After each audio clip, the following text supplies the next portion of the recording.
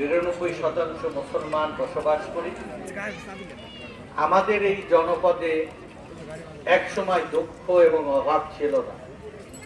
আজই হতে 300 বছর আগে এই জনপদে দুনিয়ার শ্রেষ্ঠ অর্থনীতি, সংস্কৃতি, শিক্ষা এবং অভাব মুক্ত এলাকা ছিল।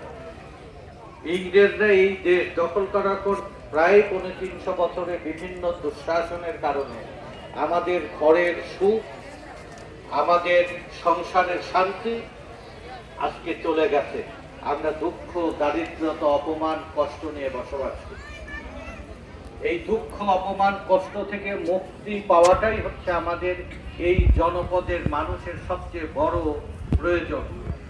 আমি যারা রাজনীতি করেন, যারা সমাজ সংগঠন করেন, যারা রাষ্ট্র চালায়, প্রশাসন চালায়, তারা যদি দরদি মনোভাব নিয়ে এই ভাগ্যহত মানুষের মুখে হাসি ফোটানোর একটু চেষ্টা করেন, ততটুকুই তার বেশি প্রতিদান আল্লাহ এই জনপদের। আমি আপনাদের ধৈর্যচ্যুতি না ঘটিয়ে আমাদের এই তপস্যার মাস, 1 মাস আমরা উদয়ন্ত অভুক্ত থেকে আল্লাহর সন্তুষ্টি পালনের জন্য আমরা গোপনেও, যারা বিশেষ করে শ্রমজীবী মানুষ অক্লান্ত পরিশ্রমের পর বুক ফাটার যন্ত্রণায় সে পানি পান করে না।